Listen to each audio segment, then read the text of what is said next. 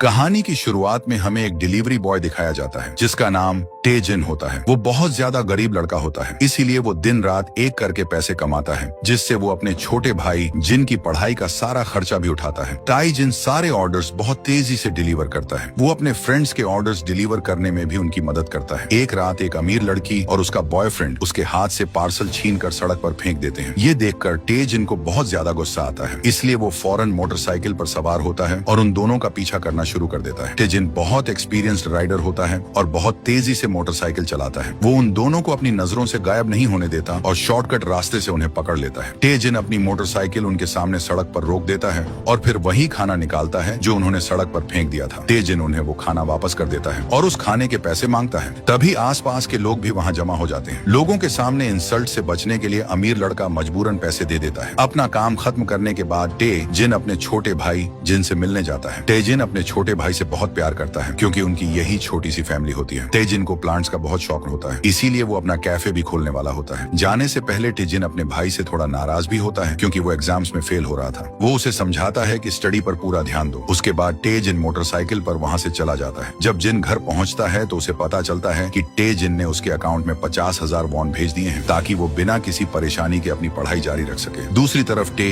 जिन अपने प्लांट्स के लिए कुछ फर्टिलाइजर लेकर आता है। टे जिन पौधों का बहुत ज्यादा ख्याल रखता है। उसके दोस्त भी उसके कैफे को डेकोरेट करने में उसकी मदद कर रहे होते हैं क्योंकि कुछ ही दिनों बाद उसका कैफे ओपन होने वाला होता है। फिर उन सब के लिए टे जिन की फियांसी सियो योन खाना लेकर आती है और सब मिलकर खाना खाते हैं और हंसी मजाक करते हैं। बाद में टे जिन और सियो योन एक दूसरे से बात करते हैं। वो दोनों एक दूसरे से बहुत मोहब्बत करते हैं और जल्द ही शादी करने वाले होते हैं। सियो योन उससे कहती है, तुम मुझे इसलिए पसंद हो क्योंकि तुम बहुत मेहनती और स्ट्रगल करने वाले लड़के हो। उसी वक्त हम यह भी देखते हैं कि टे जिन और सियो योन दोनों ने अपने हाथों में ब्रेसलेट्स पहने हुए हैं। ये ब्रेसलेट्स उनकी मंगनी की अंगूठियों की जगह होते हैं क्योंकि टे जिन के पास इतने पैसे नहीं होते कि वो एक गोल्ड रिंग खरीद सके। अगली सुबह टे बहुत जल्दी उठता है और पूरे दिन के लिए अपना खाना तैयार करता है। उसके बाद वो काम पर चला जाता है और ऑर्डर्स डिलीवर करने लगता है। टे जिन बिल्कुल नहीं जानता था कि आज के दिन का हर सेकंड पहले ही किसी ने प्लान कर रखा है। दरअसल किसी ने उसकी जिंदगी बर्बाद करने की एक बहुत बड़ी साजिश कर रखी थी, जिसके बारे में आगे जाकर पता चलेगा। पार्सल डिलीवर करने के बाद जैसे ही वो वापस जाने के लिए मुड़ता है, उसी वक्त लिफ्ट ऊपर चली जाती है, इसलिए उसे सीढ़ियों से नीचे आना पड़ता है। तभी उसकी नजर एक प्लांट पर पड़ती है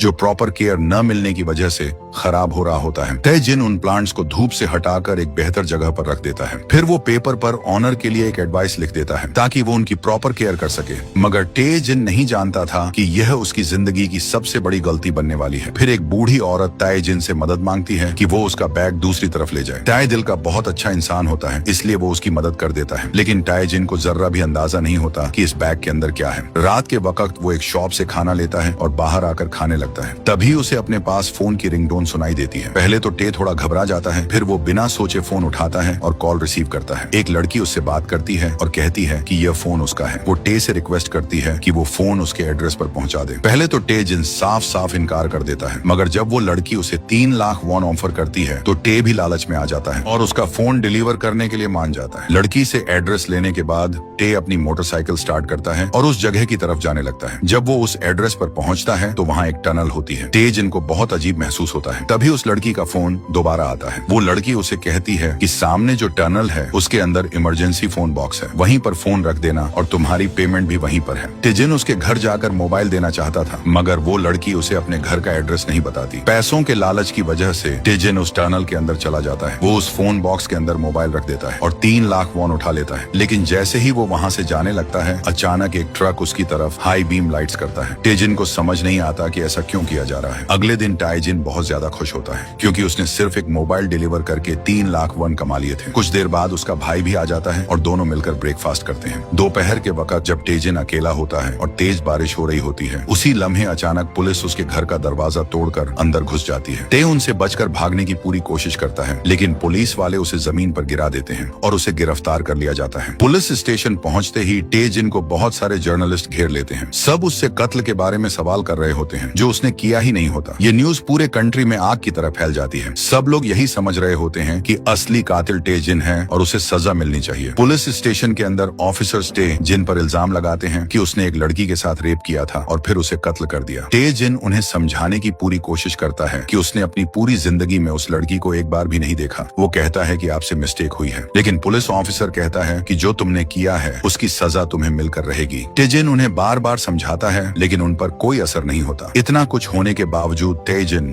अपने प्लांट्स के बारे में परेशान होता है। वो सोचता है कि अब उनकी देखभाल कौन करेगा। उसे डर होता है कि उसकी गैर मौजूदगी में प्लांट्स खराब हो जाएंगे। दूसरी तरफ लड़की की लाश सूटकेस के अंदर से मिलती है। यह वही सूटकेस होता है जो कल ताइजिन ने एक बूढ़ी औरत की मदद करते वक्त सड़क की दूसरी तरफ ले जाकर रखा था। टाई के दोस्त भी उससे मिलने आते हैं। टाई उनसे कहता है कि वो उसके प्लांट्स का ख्याल रखें। तभी उसके दोस्त उसे बताते हैं कि उसकी सारी पर्सनल इंफॉर्मेशन और साथ में सियो योन और ताई जिनकी प्राइवेट पिक्चर सोशल मीडिया पर लीक हो चुकी है। ये देखकर सियो योन भी अपसेट हो जाती है। उसे भी शक होने लगता है कि कहीं ताइजिन ने ही उनकी प्राइवेट पिक्चर सोशल मीडिया पर अपलोड तो नहीं की। जेल में ताइजिन इन्वेस्टिगेटर से कहता है, मैंने किसी का कत्ल नहीं किया, मुझे यहाँ से कब जाने दोगे? इन्वेस्टिगेटर कहता है कि अगर तुम्हारी बेगुनाही साबित हो गई तो तुम जा सकते हो, वरना तुम पूरी जिंदगी जेल में सड़ने वाले हो। ताइजिन गुस्से में कहता है, मैंने कुछ नहीं किया। मगर जेल में उसकी बात सुनने वाला कोई नहीं होता। आखिरकार ते बेबस होकर पूरी तरह टूट जाता है। वो समझ नहीं पाता कि अचानक उसकी जिंदगी में ये सब क्या हो गया है। दूसरी तरफ सियो योन अपनी शॉप को बंद कर देती है और टेजिन का केस लड़ने के लिए एक वकील हायर करती है। वकील कहता है कि उनके पास टाइम कम है, इसलिए उन्हें सब कुछ जल्दी करना होगा। टेजिन के दोस्त उसके प्लांट्स का अच्छी तरह ख्याल रखते हैं और वो फैसला करते हैं कि टे को बाहर निकालने के लिए अपनी पूरी कोशिश करेंगे। अगले दिन सियो योन टे से मिलने जेल जाती है। सियो योन के दिल में एक छोटा सा शक होता है कि कहीं टे जिन ने सच में यह क्राइम तो नहीं किया, लेकिन टे उसे यकीन दिलाता है कि वो ऐसा करने का सोच भी नहीं सकता। सियो योन टे जिन की बात पर यकीन कर लेती है और कहती है, मैं तुम्हें जेल से निकालने की पूरी कोशिश करूंगी, तुम बस जेल के अंदर खुद को संभाले रखना।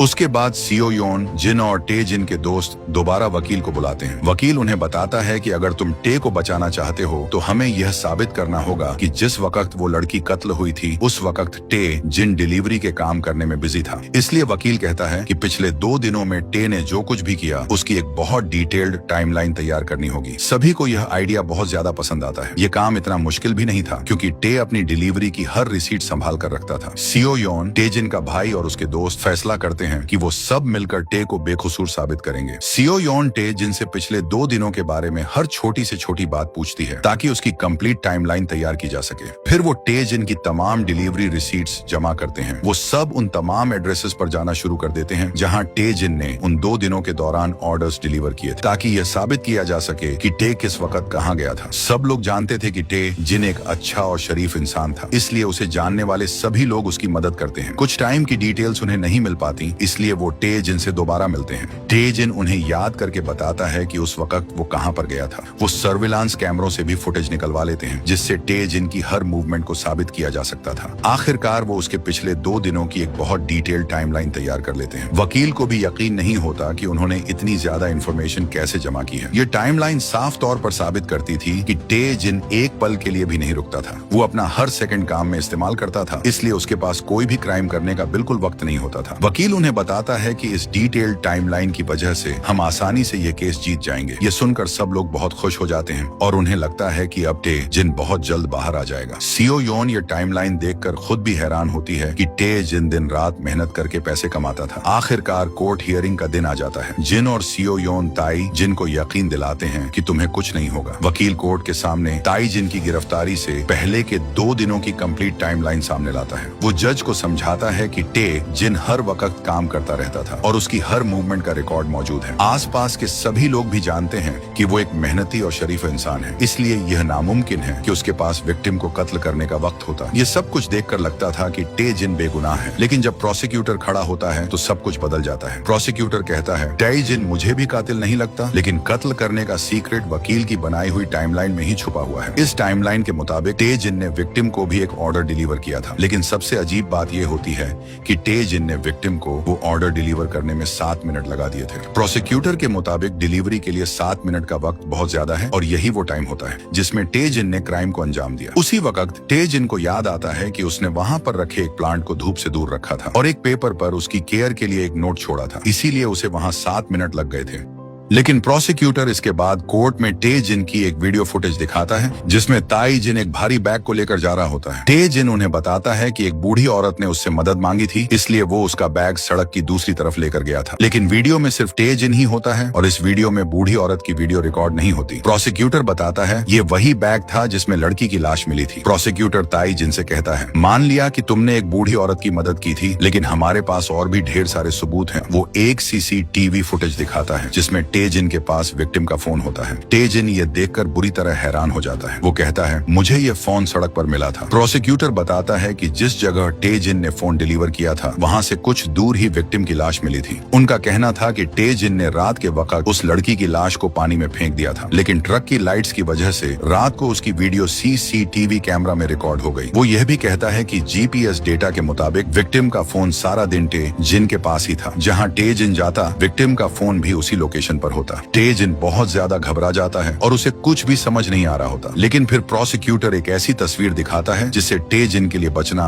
नामुमकिन हो जाता है। वो क्राइम सीन की तस्वीरें कोर्ट के सामने लाता है। प्रोसिक्यूटर कहता है कि जब टेजिन ने 7 मिनट डिलीवरी करने में लगा दिए थे तब उसने लड़की को बाथरूम के अंदर बेदर्दी से कत्ल किया था। क्राइम सीन की तस्वीर में टेजिन और सीओ योन की मंगनी वाला ब्रेसलेट भी नजर आता है। यह देखकर सीओ योन को यकीन हो जाता है कि लड़की का कत्ल ताई जिन ने ही किया था। तब प्रोसिक्यूटर कहता है कि ताई जिन यह भी झूठ बोल रहा था कि उसे एक पौधे की वजह से होटल में 7 मिनट लग गए थे। प्रोसिक्यूटर उन्हें पूरे होटल की तस्वीरें दिखाता है जहां एक भी पौधा मौजूद नहीं होता। प्रोसिक्यूटर टे जिन को एक रिपोर्ट भी दिखाता है जिससे यह साबित होता था कि ताई जिन ने लड़की के साथ रेप किया था। इतने मजबूत सबूत होने की वजह से टे जिन का बचना नामुमकिन था। वो उठकर जज को समझाने की कोशिश करता है और चीख कर कहता है, मैंने कुछ नहीं किया, मैं बेकसूर हूँ। लेकिन पुलिस उसकी बात नहीं सुनती और उसे दोबारा हिरासत में ले लेती है। ताई जिन चीखता रहता है मगर पुलिस वाले उसे वहाँ से लेकर चले जाते हैं। आखिरकार ताई जिन को उम्र कैद की सजा सुना दी जाती है। अगली सुबह सीओ योन ताई जिन से मिलने जेल आती है। वो उसे बताती है कि वकील ने तुम्हारा केस लड़ने से इनकार कर दिया है। कोई और वकील भी यह केस हैंडल करने के लिए तैयार नहीं हो रहा क्योंकि सबको लगता है कि टे जिन ने बेदर्दी से लड़की का कत्ल किया था। फिर सीओ योन टे जिन से वो मंगनी वाला ब्रेसलेट दिखाने को कहती है जो दोनों ने पहन रखा था, लेकिन जब टे जिन अपने हाथ को देखता है तो ब्रेसलेट उसके पास नहीं होता। सीओ योन ने ट्रायल के दौरान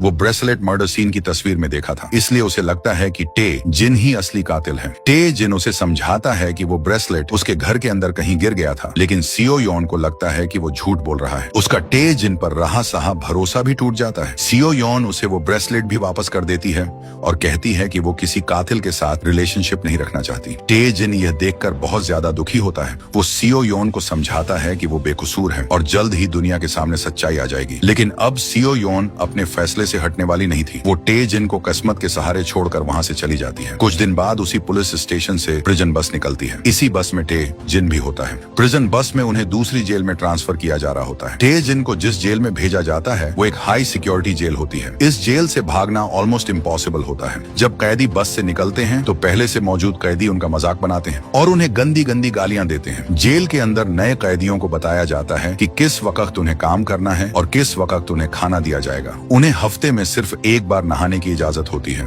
फिर उनकी बहुत सख्ती से इंस्पेक्शन की जाती है, जिसके बाद उन्हें एक नई आइडेंटिटी मिल जाती है। अब ताई जिन को ऑफिशियली कातिल बना दिया जाता है। अगली सुबह एक वकील ताई जिन से मिलता है जिसका नाम किम होता है। किम ताई जिन से कहता है, मैंने तुम्हारी पूरी केस फाइल देखी है। मुझे लगता है तुम्हारे साथ गलत हुआ है। मैं कोर्ट के फैसले को ठीक नहीं मानता। मुझे ऐसा लगता है जैसे किसी ने जानबूझकर तुम्हें इस झूठे केस में फंसाया है। ताई जिन कहता है, मेरी बातों पर कोई यकीन नहीं करता। मुझे मेरे अपने भी छोड़कर चले गए और उन्हें भी लगता है कि मैं कातिल हूँ। किम उसे तसल्ली देता है और कहता है, मुझे तुम्हारी हर बात पर भरोसा है। फिर किम अपनी नोटबुक और मोबाइल निकालता है और सब कुछ रिकॉर्ड करने लगता है। किम उससे कहता है, तुम अच्छी तरह सोचो और कोई भी ऐसी चीज याद करने की कोशिश करो जो मेरी मदद कर सके, जिससे मैं दोबारा केस ओपन कर सकूं। ताई जिन को एक बात परेशान कर रही होती है कि क्राइम सीन पर जो ब्रेसलेट मिला था वो उसका नहीं था, वो किसी और का ब्रेसलेट था। तभी ताई जिन को याद आता है कि उसका ब्रेसलेट उसके भाई के रूम में गिर गया था। किम कहता है, मैं अच्छी तरह इन्वेस्टिगेशन करूंगा और इस छोटे से क्लू से दोबारा केस ओपन करूंगा। किम ताई जिन से उसके घर का एड्रेस लेता है और ताई जिन को समझाता है कि हमारे दरमियान हुई बात किसी को भी मत बताना। किम की वजह से ताई जिन को थोड़ी उम्मीद मिलती है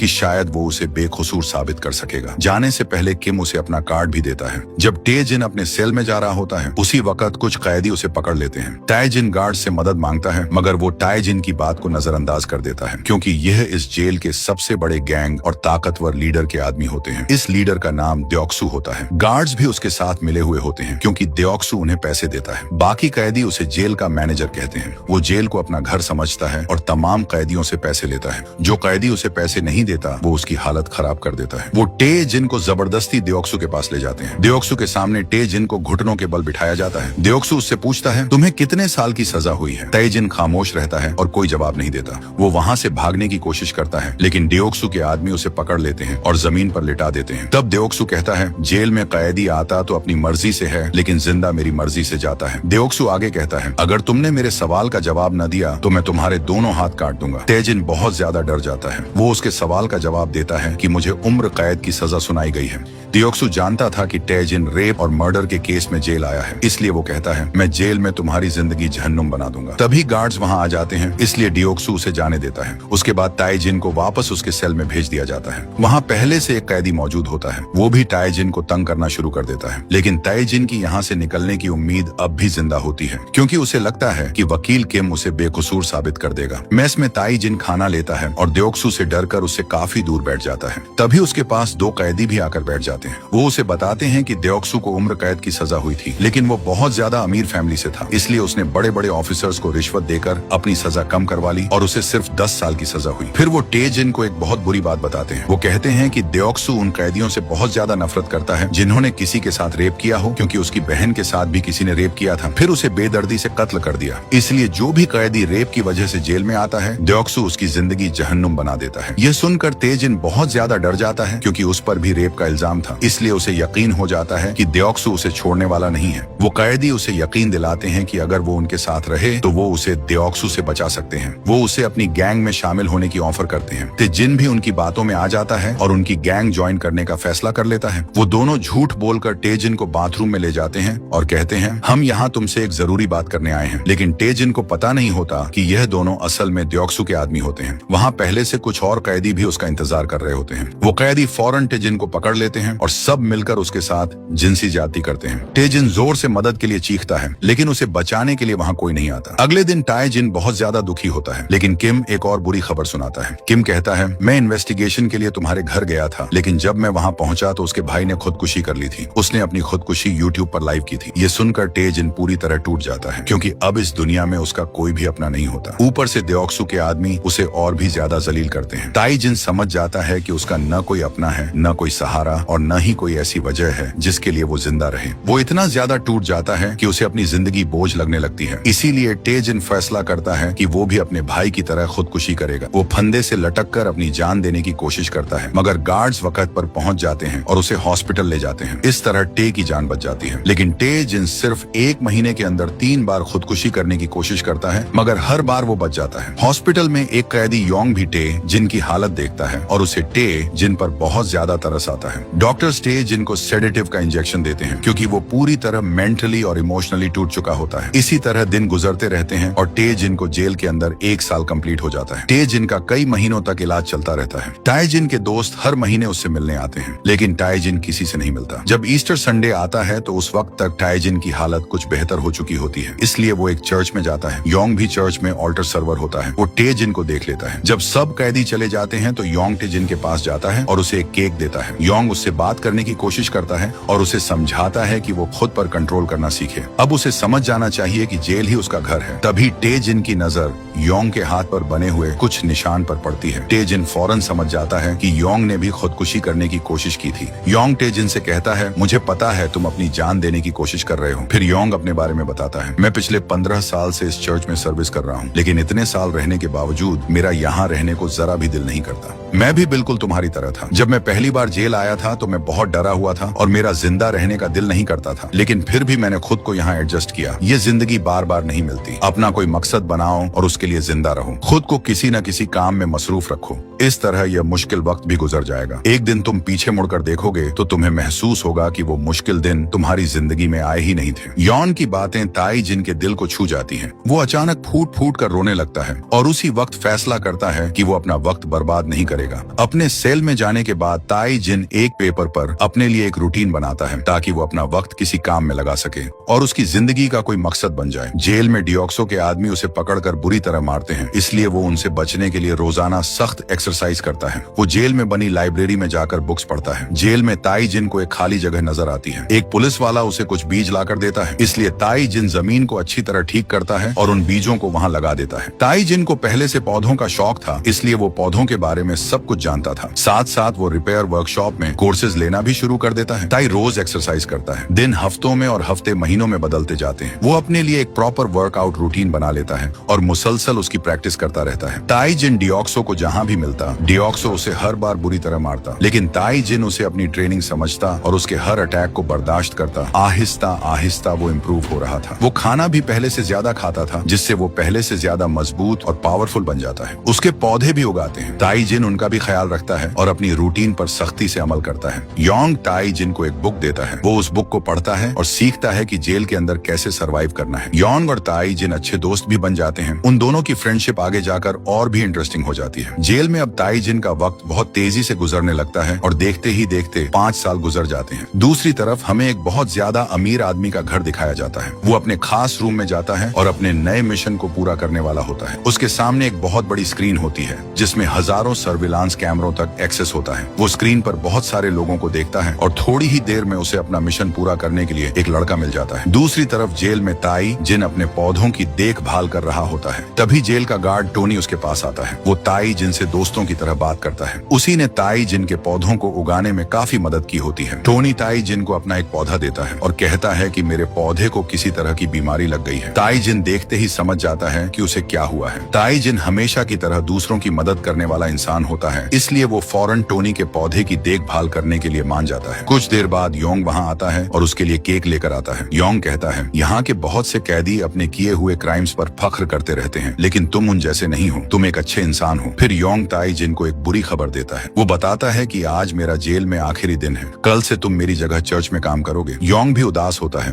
क्योंकि उसने अपनी जिंदगी के 25 साल जेल में गुजारे होते हैं और वो भूल चुका होता है कि बाहर कैसे रहना है। ताई जिन यह सुनकर इमोशनल हो जाता है क्योंकि अब उसे पता होता है कि वो योंग को दोबारा नहीं देख सकेगा। वो अपने आंसू रोकने की कोशिश करता है और योंग को मुबारकबाद देता है। जब योंग जाने लगता है तो ताई जिन उससे पूछता है, तुम मेरे साथ इतने अच्छे क्यों रहे? योंग जवाब देता है, मैं तुम्हें सिर्फ यह सिखाना चाहता था कि जेल के अंदर भी खुद को अच्छा इंसान बनाया जा सकता है। ताई जिन योंग को अलविदा कहता है। वो उसके सामने झुककर उसका एहतराम करता है और जेल में उसकी मदद करने के लिए योंग का शुक्रिया अदा करता है। योंग के जाने के बाद ताई जिन ऑल्टर सर्वर बन जाता है। एक दिन वो बाहर बैठा होता है, तभी उसे एक नया कैदी नजर आता है जिसका दूसरे कैदी मजाक उड़ा रहे होते हैं और उसे तंग कर रहे होते हैं। ये देखकर ताई जिन को अपना गुजरा हुआ वक्त याद आता है जब वो भी इसी तरह डरा हुआ और अकेला था। टोनी इस नए कैदी को चर्च में ताई जिन के पास लेकर आता है। ताई उसके साथ बैठता है और उससे बात करता है। नया कैदी अपना नाम माइलो बताता है। माइलो ताई जिन को बताता है कि वो बेकसूर है। वो अपनी स्टोरी ताई जिन को सुनाता है। एक दिन मुझे सड़क पर एक फोन की रिंगटोन सुनाई दी। मैंने फोन उठाया तो दूसरी तरफ एक लड़की थी। उसने कहा कि अगर मैं उसका फोन वापस कर दूं तो वो मुझे पैसे देगी। ये सुनकर ताई जिन हैरान रह जाता है। वो फौरन समझ जाता है कि उसे भी जानबूझकर किसी ने फंसाया है। मिलो आगे बताता है, मैं उसकी बात मान गया, लेकिन सर्विलांस कैमरों ने मुझे फोन के साथ रिकॉर्ड कर लिया और किसी आदमी ने पहले से मेरे खिलाफ एक मर्डर केस की प्लानिंग की हुई थी। सबसे हैरान करने वाली बात यह थी कि मर्डर वाली जगह पर मेरे फिंगरप्रिंट भी थे, हालांकि मैं उस जगह एक बार भी नहीं गया। ताई यह सुनकर बिल्कुल शॉक में चला जाता है क्योंकि ताई जिन के साथ भी बिल्कुल ऐसा ही मामला हुआ था। फिर मिलो एक जरूरी बात बताता है। वो कहता है, कल सुबह किम नाम का एक वकील मुझसे मिलने आया था और आज फिर वो मुझसे मिलने आया और उसने बताया कि उसकी माँ ने खुदकुशी कर ली है। मिलो बताता है कि वकील भी इस प्लानिंग का हिस्सा है। टेजिन को यकीन हो जाता है कि मिलो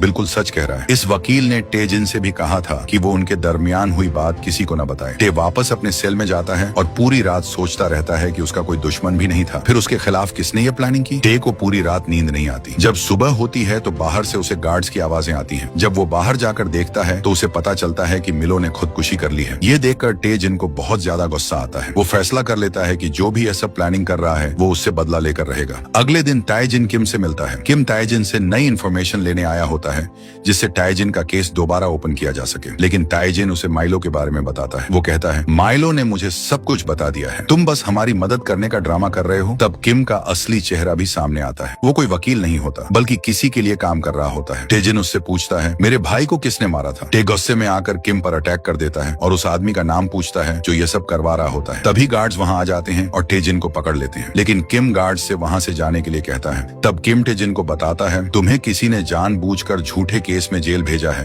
और तुम्हारे भाई को भी मारा है। हमने ही वो फोन रखा था और वो ब्रेसलेट भी तुम्हारा नहीं था। किम हंसते हुए कहता है, आखिर तुम कर भी क्या सकते हो, तुम्हारे हाथ में कुछ नहीं है। तेजिन उससे पूछता है, क्या तुमने मेरे भाई को मारा था? किम बिना डरे उसे जवाब देता है, हाँ मैंने ही उसे मारा है। तुम जेल के अंदर हो, तुम मेरा कुछ नहीं बिगाड़ सकते। ये सुनकर तेजिन उससे वादा करता है, मैं जेल से बाहर आकर तुम सबको खत्म कर दूंगा। जब किम जेल से बाहर जाता है तो वो अपने बॉस को फोन करता है और कहता है, एक कैदी हमारे बारे में जान चुका है, हमें उसे खत्म करना होगा। बाद में टेजिन चर्च में जाता है और ऑल्टर सर्वर का काम छोड़ देता है, क्योंकि अब उसकी जिंदगी का सिर्फ एक ही मकसद बन चुका होता है, इस जेल से भागना और उस आदमी से बदला लेना जिसने टेजिन को जेल भिजवाया था। टे एक टेबल पर बैठता है और फिर एक कील निकालने की कोशिश करता है। वो उसे इतनी जोर से खींचता है कि उसके हाथ से खून निकल आता है। टेजिन के लिए यह कील आगे चलकर बहुत काम आने वाली होती है। उसके बाद सीन एक एंटीक ऑक्शन की तरफ शिफ्ट होता है। एंटीक आइटम की बिडिंग तेजी से ऊपर जा रही होती है, मगर एक अमीर आदमी हर बार सबसे ज्यादा बिड लगाता है, जिसका नाम शिन होता है। वो किसी भी तरह इस आइटम को खरीदना चाहता था, लेकिन अजीब बात यह होती है कि शिन खुद इस एंटीक आइटम्स में इंटरेस्टेड नहीं होता। कोई अनजान आदमी ऑनलाइन शिन से ज्यादा बिड लगाता है और एक बेकार सी आइटम की बिडिंग 3 बिलियन वॉन तक पहुंच जाती है। शिन ब्रेक का कहकर बाथरूम में जाता है और जॉन नाम के एक आदमी को फोन करता है। शिन कहता है, मैं वो एंटीक आइटम खरीद रहा हूँ, लेकिन इसकी प्राइस इतनी ज्यादा हो गई है कि अब इसे कोई पागल इंसान ही खरीदेगा। जॉन कहता है, जो प्राइस तुम इस ऑक्शन में पे करोगे वो असल में तुम्हारे बेटे की जिंदगी की कीमत है। तुम्हें वो एंटीक आइटम हर हाल में हासिल करना होगा। अगर तुमने ऐसा न किया तो तुम्हारा बेटा जेल में सड़ने के लिए तैयार हो जाए। यह कहकर जॉन कॉल बंद कर देता है। शिन वापस ऑक्शन हॉल में चला जाता है। अब वो किसी भी कीमत पर ऑक्शन जीतना चाहता था, मगर वो बिल्कुल नहीं जानता था कि उससे ज्यादा ऑनलाइन बिड लगाने वाला कोई और नहीं बल्कि जॉन ही होता है। वो प्राइवेट रूम में बैठकर ऑनलाइन बिड बढ़ाता रहता है। बढ़ती हुई बिडिंग देखकर ऑक्शन में बैठा शिन बहुत ज्यादा घबरा जाता है, लेकिन वो अपने बेटे को भी जेल नहीं भेजना चाहता था, इसलिए वो बड़ी मुश्किल से 6 बिलियन वॉन की बोली लगा देता है। आखिरकार शिन ऑक्शन जीत जाता है। वो एंटीक आइटम जीतकर जॉन को दे देता है। उसके बाद हमें जॉन की लाइफ दिखाई जाती है। छोटी सी उम्र में जॉन बिलियनियर होता है। उसके पास दुनिया के सबसे महंगे एंटीक आइटम्स मौजूद होते हैं। असल में जॉन लोगों के खिलाफ झूठे क्रिमिनल केसेस बनाने में माहिर होता है। जब कोई अमीर आदमी किसी का कत्ल कर देता है तो वो इसका इल्जाम किसी और बेकसूर शख्स पर डाल देता है। इस तरह जॉन अमीर लोगों से कई बिलियन वॉन भी लेता है और उन्हें रेयर एंटीक आइटम्स खरीदने के लिए कहता है। जॉन का घर भी ऐसी ही एंटीक चीजों से भरा हुआ होता है। ऑक्शन के बाद जॉन शिन को फोन करता है और उसे बताता है, तुम्हारे बेटे का केस अब हमेशा के लिए क्लोज हो चुका है। मिलो तुम्हारे बेटे की जगह जेल गया था, आज सुबह जेल में मर गया है। अब तुम्हारा बेटा बिल्कुल सेफ है। इस तरह हमें पता चलता है कि मिलो भी जॉन की वजह से जेल गया था। जॉन के और भी कई बड़े बिजनेसेस होते हैं, जिनमें रियल एस्टेट कंपनी भी शामिल होती है। जब किम ताई जिन से मिलकर जेल से बाहर आया था तो उस वक्त उसने जॉन से ही कांटेक्ट किया था और ताई जिन के बारे में बताया था कि उसे सब कुछ पता चल गया है। जॉन टेजिन को खत्म करने के लिए एक डॉक्टर को फोन करता है और उसे हुक्म देता है कि वो टेजिन को जेल के अंदर ही खत्म कर दे। दूसरी तरफ जेल में डेसू के आदमी टेजिन को रोक लेते हैं। डेसू अपने आदमियों को हुक्म देता है कि वो टेजिन की हड्डियां तोड़ दें, लेकिन 4 साल की मुसलसल ट्रेनिंग के बाद टेजिन अब पहले जैसा कमजोर नहीं था। जैसे ही डेसू के आदमी उस पर हमला करते हैं, टेजिन एक एक करके सबको गिरा देता है और कुछ ही देर में डेसू के आदमियों की हवा निकल जाती है। टे डेसू से कहता है, आज मैं तुम्हें छोड़ रहा हूँ, अगली बार तुम्हारा भी तेरे आदमियों जैसा हाल करूंगा। डेसू पहली बार किसी से डर रहा होता है। उसकी सब कैदियों के सामने इज्जत खाक में मिल जाती है। अब वो हर हाल में टेजिन से बदला लेना चाहता था। तभी 2 कैदी बैठकर बात कर रहे होते हैं कि तेजिन ने डेसू के आदमियों को बुरी तरह मारा था, लेकिन उन्हें अंदाजा नहीं होता कि डेसू उनकी बात सुन रहा है। वो सीधा उन पर अटैक कर देता है और एक आदमी को बुरी तरह मारने लगता है। कोई भी उसे बचाने के लिए आगे नहीं आता। डेसू के आदमी गार्ड्स को भी वहाँ से दूर ले जाते हैं। तभी वहाँ एक नया कैदी आता है जिसका नाम गैंग जय होता है। गैंग जय और डेसू कभी जेल में एक दूसरे के दुश्मन हुआ करते थे, लेकिन अब वो एक दूसरे के दोस्त बन चुके थे। अब देखना ये है, क्या टेजिन जेल के अंदर जिंदा बच पाएगा और वो कैसे जॉन से अपने भाई की मौत का बदला लेगा। ये जानने के लिए देखिए अगला पार्ट। अगर वीडियो अच्छी लगी हो तो वीडियो को लाइक और चैनल को सब्सक्राइब जरूर कीजिएगा और कमेंट में प्यारा सा इमोजी जरूर ड्रॉप करना।